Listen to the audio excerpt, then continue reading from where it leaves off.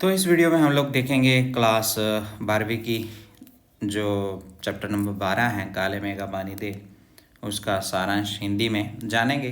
ठीक है, इससे पहले पूरी वीडियो बनाई हुई है शब्दशः, जिसमें आप एक एक शब्द अच्छे से जाके देख सकते हैं।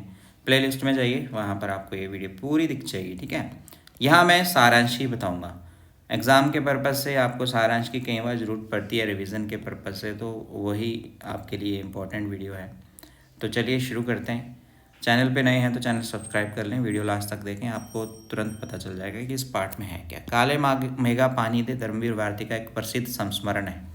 संस्मरण होता है यादाश्त, जिसमें लोग प्रचलित विश्वास और विज्ञान के तर्क का दबदबा है।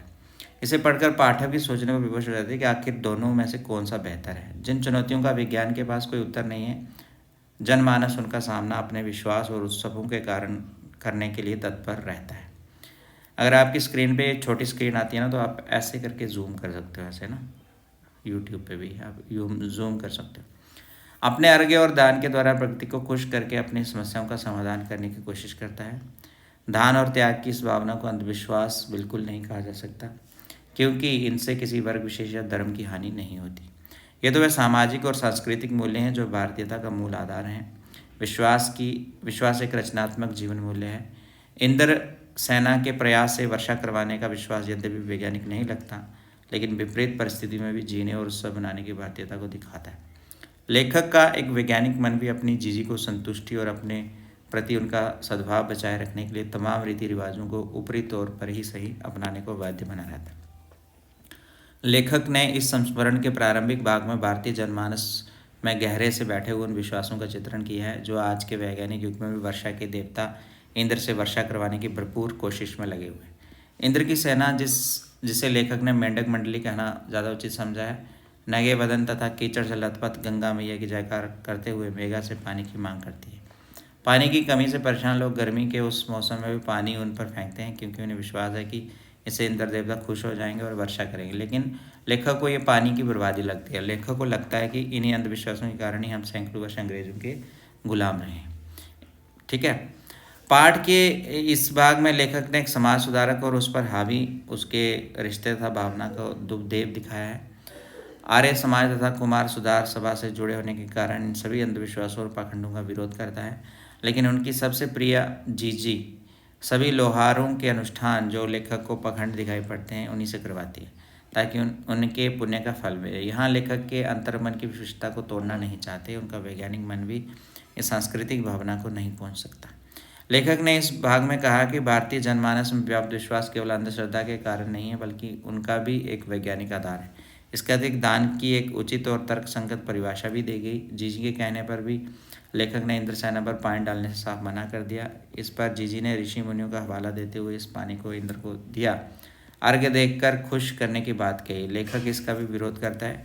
जीजी का मत है कि जैसे बिना बीज बोए खेत में फसल उगाना संभव नहीं है, उसी प्रकार इंद्रसेना को पानी दिए बिना इंद्रदेव से वर्षा आशा नहीं रखी जा सकती। बिना बीज के फसल विज्ञान भी पैदा नहीं कर सकता।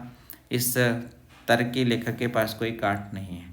इसके अतिरिक्त दान और त्याग का स्पष्ट किया गया है। अपनी जरूरत को पीछे रखकर दी गई वस्तु या धन ही त्याग है, वही दान है और उसी का फल हमें मिलता है, जिसका गांधी जी ने भी समर्थन किया। जनता और राजा एक दूसरे को प्रभावित करते हैं, दोनों के प्रभाव से प्रकृति व अछूती नहीं रह सकती। कुल मिलाकर इस भाग में विश्वास और संस्कृति विज्ञान पर हावी रही है।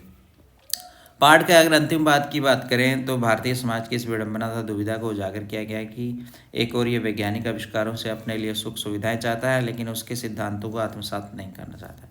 दूसरी ओर अपने सांस्कृतिक जीवन मूल्यों को हम भूलते जा रहे हैं, ना तो पूर्ण रूप से आधुनिक हो पा रहे हैं और ना ही संस्कृति से जुड़ पा रहे हैं। भारत के विकास पर व्यंग्य भी किया गया। भारतीय अर्थव्यवस्था विकसित होने का दावा करती है।